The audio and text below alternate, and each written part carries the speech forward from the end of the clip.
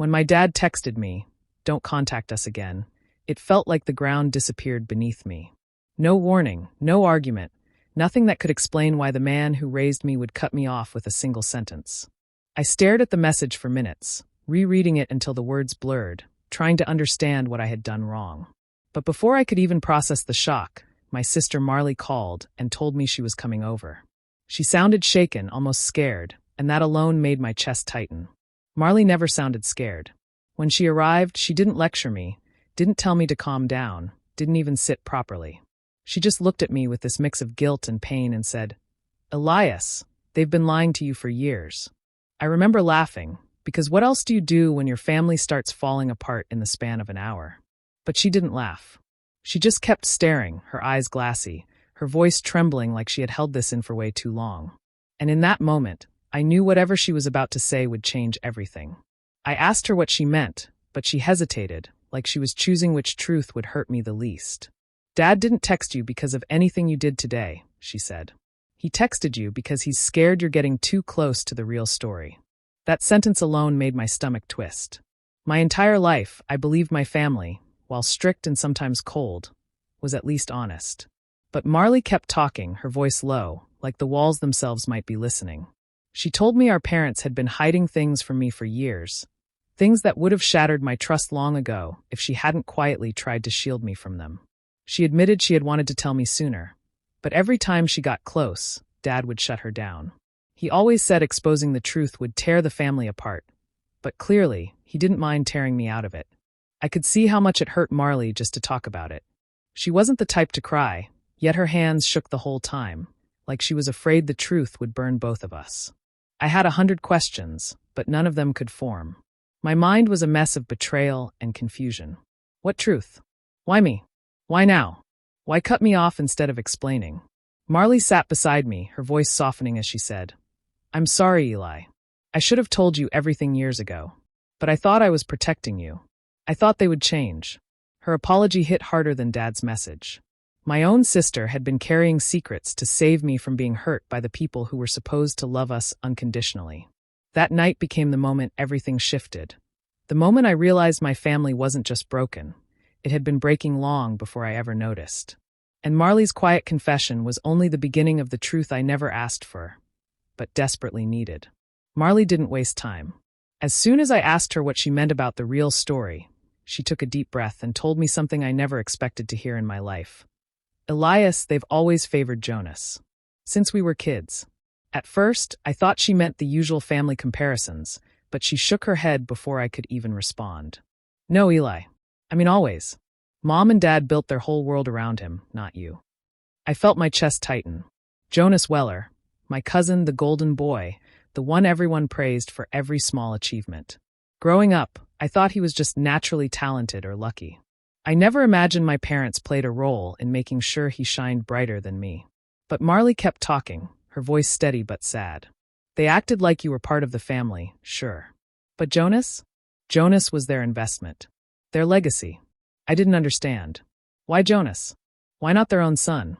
Marley looked away, almost ashamed, as if she were the one who betrayed me. She said Jonas had been manipulating Reuben, my dad, for years. Every compliment, every praise he received wasn't just natural talent. It was calculated.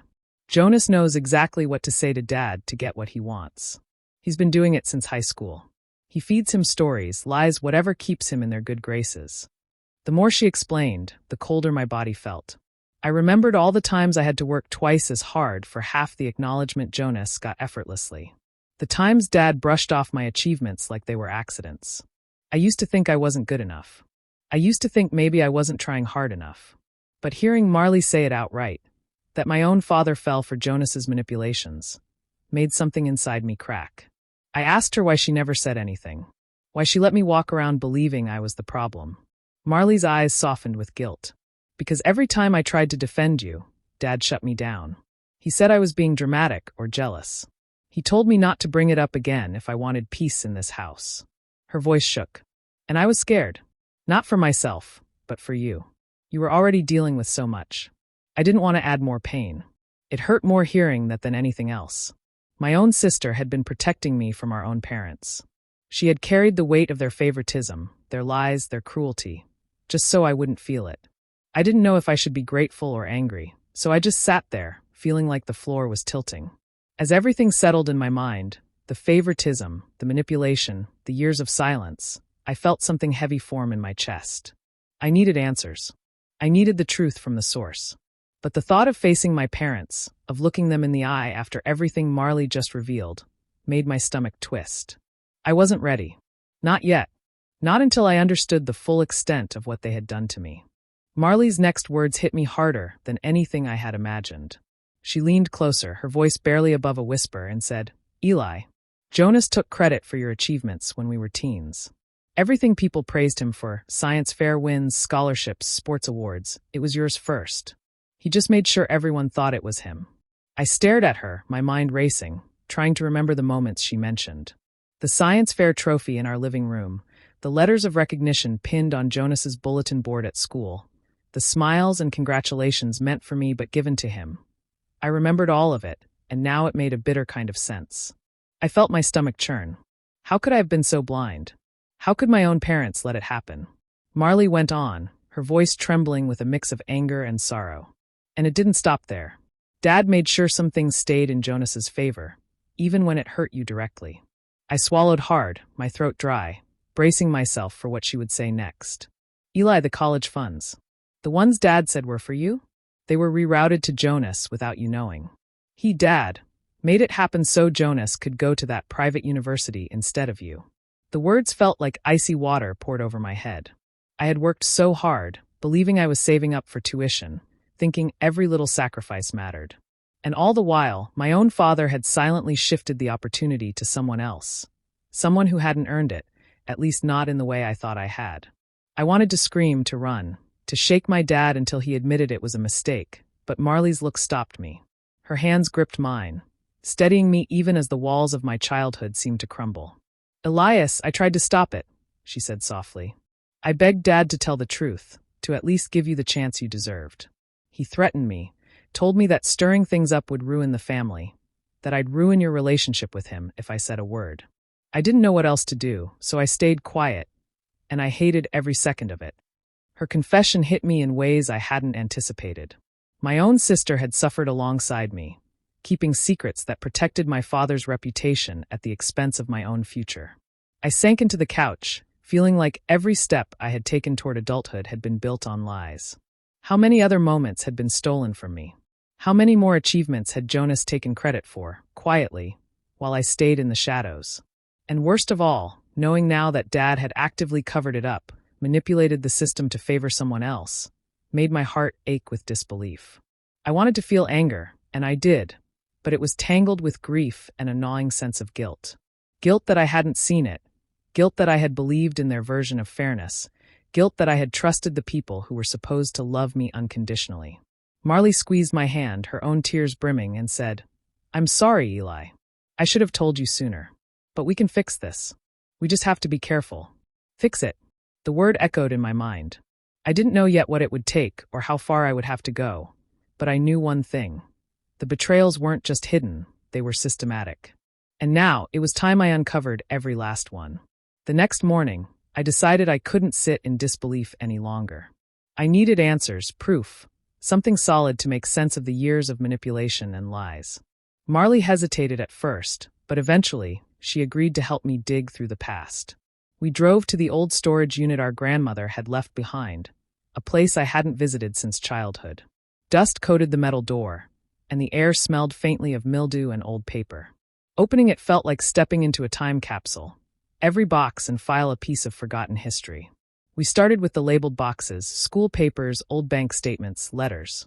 Each document seemed mundane at first, but as we sifted through them, I felt the weight of every year I had trusted blindly. Marley pointed out stacks of correspondence between my dad and some unknown financial advisors. "Start there," she suggested. I opened the first envelope and froze. It contained documents I didn't understand at first glance, contracts, signatures, figures. But as I scanned them, one detail made my stomach drop, my signature.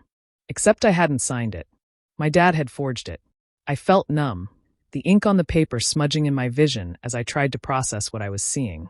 Reuben had manipulated a financial agreement in Jonas's favor and signed my name to cover it.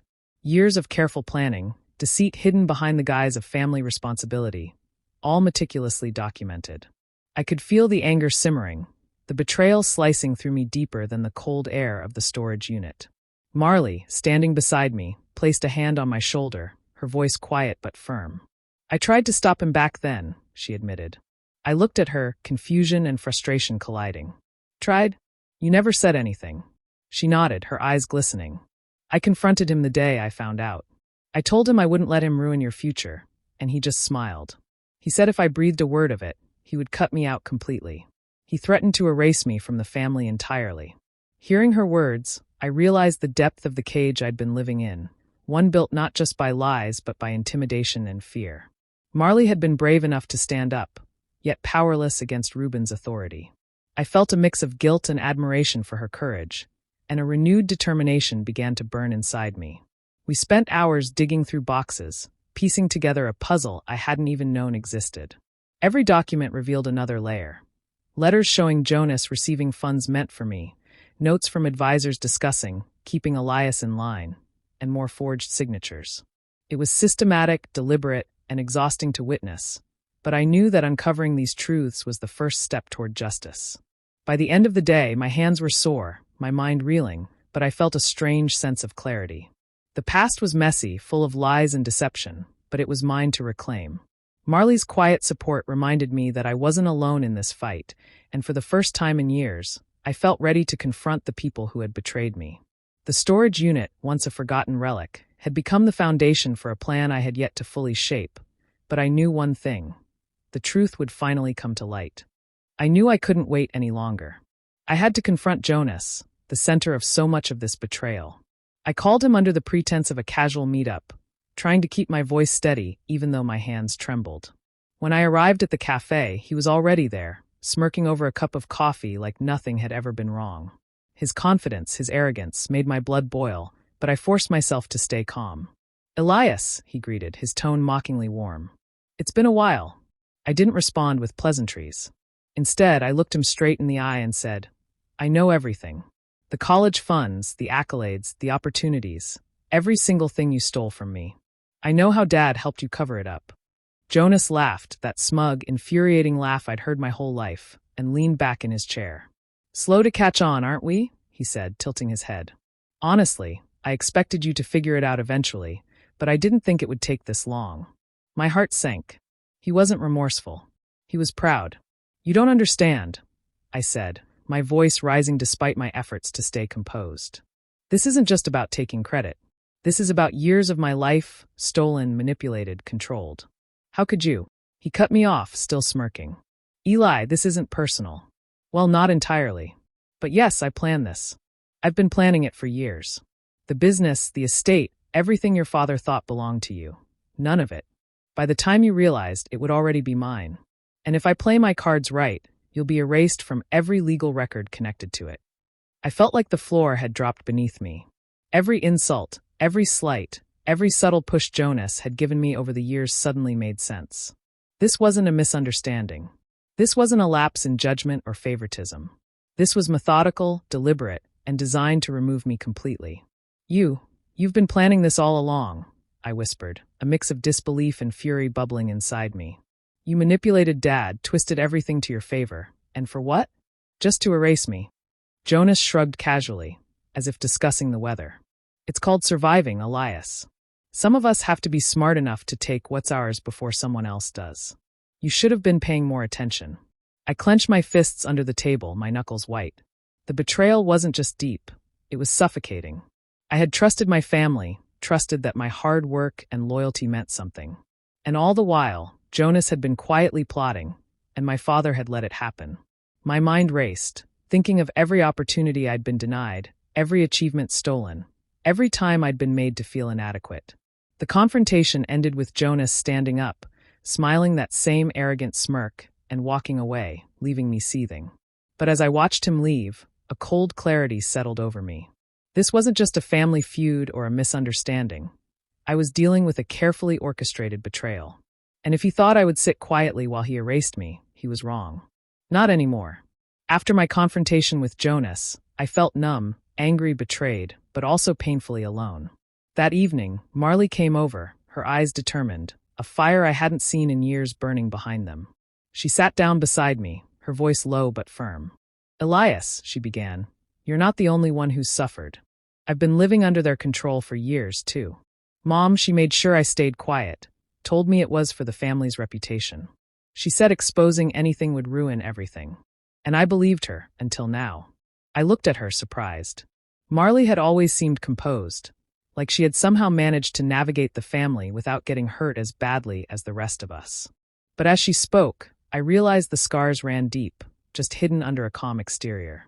She recounted countless moments where Clarissa would twist situations, make Marley doubt herself, insist that keeping secrets was a duty, that loyalty meant silence. Marley's voice cracked only once, but it was enough to show me the weight she had been carrying. "I can't stay quiet anymore," she said firmly, squeezing my hand. "Not after everything you've uncovered, not after what Jonas and Dad have done. It's time to expose the truth. Together." I felt a swell of gratitude and determination rise inside me. Marley wasn't just supporting me. She was choosing to fight alongside me, refusing to let fear control her any longer. We spent the next few days methodically going through every scrap of evidence we could find. Marley reminded me of documents I had overlooked, emails I had dismissed as unimportant, and letters that hinted at financial manipulation. We compiled every financial discrepancy, every forged signature, and every hidden transfer. Marley contacted relatives who had witnessed key events, those who had spoken quietly among themselves but never dared confront the family. Their testimonies were shaky at first, scared of retaliation, but with Marley's reassurance, they shared everything they knew. We set up a system, creating folders for each type of evidence, labeling every document meticulously. Marley had an eye for detail I hadn't noticed before, catching inconsistencies in dates, signatures, and figures that I had missed in my initial investigations. Every night, we would sit surrounded by papers, comparing notes, piecing together the story of years of betrayal and manipulation. It was exhausting, emotionally draining, but also empowering. For the first time, I felt like we were taking control, turning the tables on the people who had hurt us. One evening, Marley looked at me, her eyes steady, and said, "This ends now, Elias. We're not letting them get away with this any longer. We have the truth, we have the proof, and we have each other. Let's make sure the world sees what they've done." Her words lit a spark I hadn't realized had dimmed inside me. The fear, the doubt, the years of feeling powerless, they all began to fade. Marley's courage gave me courage. Together, we weren't just siblings uncovering the truth. We were a force, ready to confront the lies, to take back what was stolen, and to hold those who had betrayed us accountable. The fight was just beginning, but with Marley standing firmly by my side, I felt like nothing could stop us. We arrived at their house in the late afternoon, the kind of golden light that usually made the world feel soft and safe. But today, it felt like we were walking into a storm. The car slowed to a stop in front of the familiar front door, and I felt my chest tighten. Marley reached over and squeezed my hand. "We're ready," she said quietly. I nodded, trying to steady myself, but the nerves prickled under my skin like static. When Reuben opened the door, his eyes narrowed slightly. "Elias," he said, his voice strained but polite. "What a surprise." Clarissa stood behind him, immaculate as always, her expression unreadable. Jonas was there too, lounging casually on the couch as if he had been expecting this confrontation for years. The sight of him, smug and confident, made my stomach twist. Before I could speak, Reuben waved a hand dismissively. "Sit down, Elias. Let's not make this messy. I've been hearing rumors, and honestly, I don't understand why you've been so ungrateful." "Ungrateful?" I stared at him, my mind racing. Ungrateful for what? Years of manipulation? The stolen opportunities? The lies that had shaped my life? Clarissa's voice cut in, cold and sharp. "Your father's right," she said, turning slightly to glance at Jonas. "Elias, you need to understand that Jonas is the future of this family. Everything he does, every decision he makes, is for the legacy we've built. You've always been reckless, incapable of seeing the bigger picture." I felt my hands clench into fists, but Marley nudged me subtly, reminding me to stay composed. Then something in her broke. She stood abruptly, her chair scraping the floor, and pointed at them both. "No, enough," she said, her voice ringing in the room. "You have lied to him for years. You've stolen his achievements, manipulated his opportunities, and treated him as if he didn't matter. And Jonas? You've been grooming him to take everything from him while pretending he's the golden child. That ends now. I could barely believe it as she continued, detailing the documents we had found, the forged signatures, the stolen funds, every single way they had betrayed me. Reuben opened his mouth, probably to interrupt, but Marley's words didn't falter. You told me to stay quiet for the family's reputation? That my silence was my duty. I see now it was never about protecting anyone. It was about keeping your lies intact. I felt a mixture of relief and horror as I watched her expose every deception. Jonas shifted uncomfortably on the couch, smirking at first but slowly growing pale as Marley's words hit their mark. Reuben's face darkened, his jaw tight, but he didn't argue. Clarissa, too, was silent, her carefully controlled composure cracking ever so slightly. Finally, Reuben leaned back and said coldly, Elias, if you insist on this path, then consider yourself disowned. You are no longer part of this family. I felt my heart sink, but Marley placed a hand on my shoulder. Her presence reminded me that blood didn't always define family. Loyalty, courage, and truth did.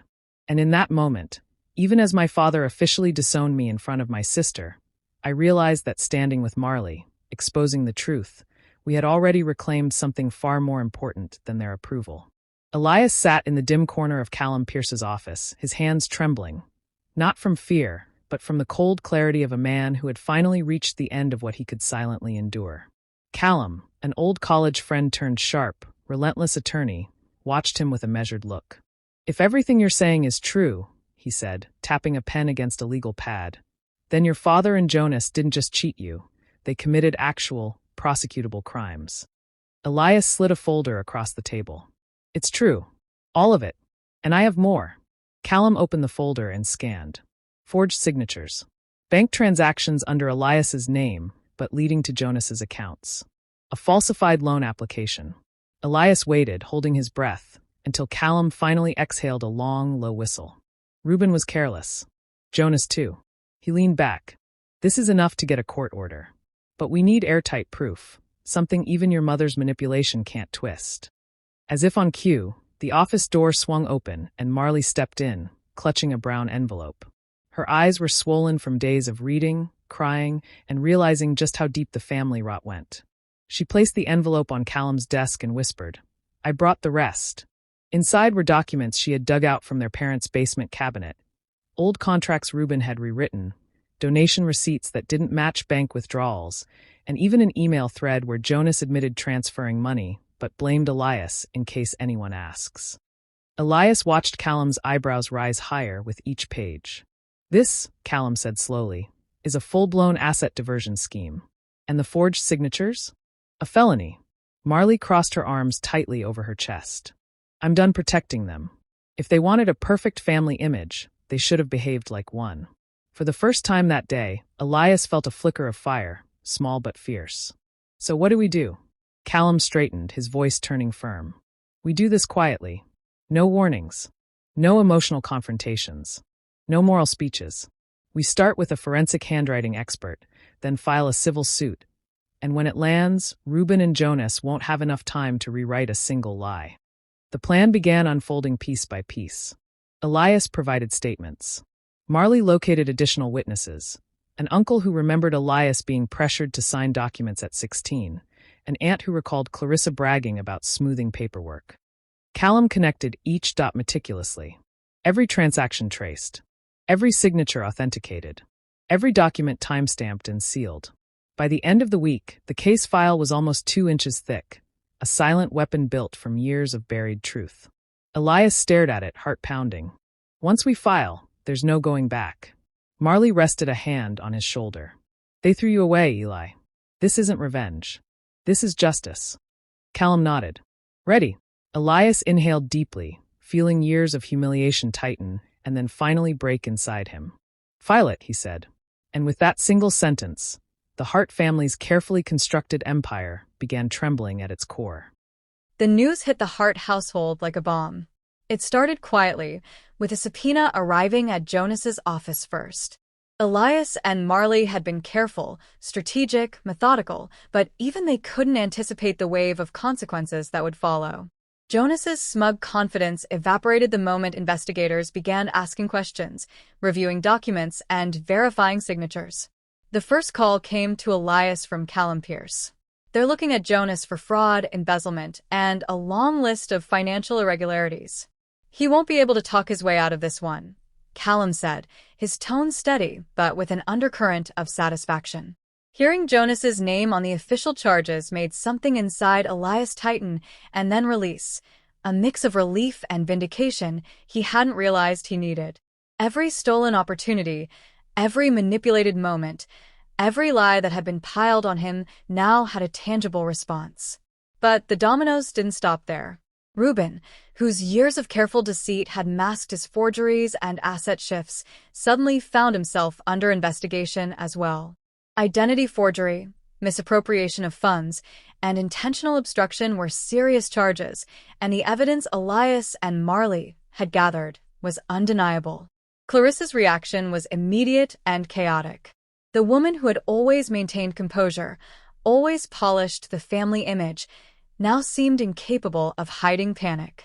Calls were made frantically, texts were sent, and she even tried to sway some distant relatives with half-truths, insisting that Elias was exaggerating, that he had somehow misrepresented the facts.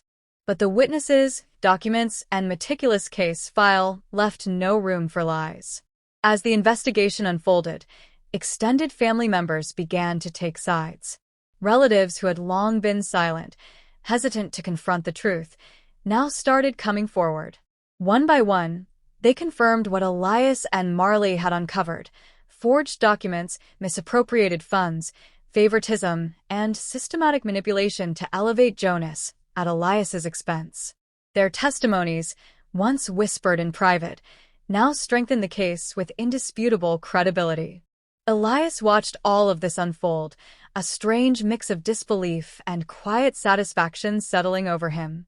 The people who had once dismissed him, ignored him, and actively worked against him were now facing consequences in ways he had only dreamed of. Every lie, every betrayal, every orchestrated deception was unraveling before their eyes, and there was nothing they could do to stop it. Clarissa, in particular, seemed to crumble under the pressure. She had spent years projecting perfection, insisting on control, and maintaining a family image built on deceit. Now, the very reputation she had protected at all costs was shattered. Calls went unanswered, social gatherings were avoided, and whispered conversations circulated among family circles, each one another thread pulling the Hart family apart. Elias felt a sense of closure beginning to form, though he knew the process wasn't over. The legal battles were just beginning, but the foundation had been laid. Jonas was facing justice, Reuben was accountable, and Clarissa's carefully curated image lay in ruins. And as relatives continued to choose truth over loyalty to deception, Elias realized that the power his family had once held over him had completely evaporated. The lies that had shaped his life were finally collapsing, and for the first time in years, he could breathe freely, knowing that the truth, his truth, was finally taking its place. The morning after the court documents were filed, Marley and I sat in silence at the kitchen table, the weight of everything we had endured pressing down on us. For years, we had lived under the shadow of manipulation, favoritism, and betrayal, but now the air felt lighter, even if the wounds ran deep. Marley looked at me, her eyes steady and resolute. "I can't go back," she said softly. "Not to them, not to the people who made us feel small for so long. I'm done pretending that silence equals love. I'm with you, Elias. Always." Her words hit me harder than anything else had in months. She was choosing loyalty, not out of fear, but out of courage. Out of a recognition that the family we had been born into had failed us, and the only family that mattered now was the one we built for ourselves. I reached across the table and took her hand. "I'm glad you're here. I don't think I could have done this alone." Later that day, my phone buzzed. A new message from Reuben. I hesitated before opening it, curiosity warring with the bitterness that had been festering for months. The screen lit up with words that were cold and defensive, a desperate attempt to shift blame. "You made this choice, Elias. Don't forget that. Your sister is following you down a path that will destroy family ties. No apology, no acknowledgement of wrongdoing, just a thin veneer of justification and manipulation. I stared at it for a long moment, my chest tight, before a strange calm settled over me. I didn't need to argue, didn't need to defend myself. This was not my battle anymore. It was theirs, with their own conscience. Without a word, I hit delete, letting the message disappear into the digital void, along with the weight it tried to place back on my shoulders.